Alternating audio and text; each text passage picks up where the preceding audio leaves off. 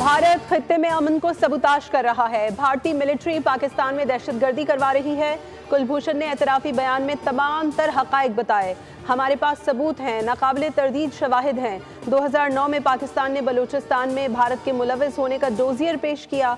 2016 में भी भारत के दहशतगर्दी में मुलव्वस होने के शवाहिद दुनिया के सामने रखे। DG-ISPR लेफ्टिनेंट जनरल अहमद शरीफ चौधरी ने बताया, 7 मई को मुरीद के और बहावलपुर का दौरा कराया गया। वहाँ कोई ट्रेनिंग कैंप नहीं था। 6 और 7 मई को फितनल हिंदुस्तान का असल बाप आता है, दहशतगर्दी करता है और मसाजिद को निशाना बनाता है। दुनिया पूछ रही है, पहलगाम में कौन सा पाकिस्तानी मुलव्वस है? भारत ड्रामा रचा रहा है कि पाकिस्तान से दहशतगर्दी हो रही है। पूरी दुनिया देख रही है कि दहशतगर्द कौन है।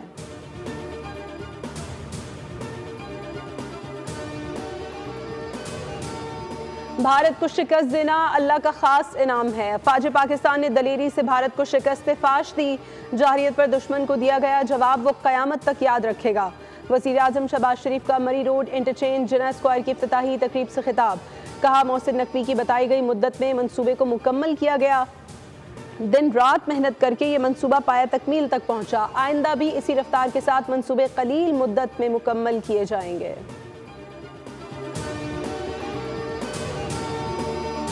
हुकूमत आज़मीन हज को सहूलियात की फराहमी यकीनी बना रही है। पाकिस्तान का हज कोटा 1,89,000 बनता है। प्राइवेट स्कीम के तहत 25,698 आज़मीन हजाज मुक़द्दस जाएंगे।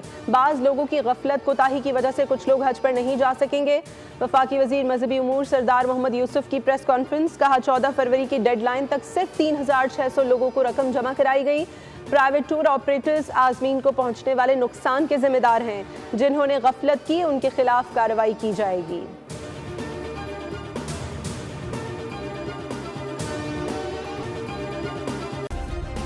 सब्सक्राइब करें और बेल दबाएं ताकि कोई खबर रह न जाए।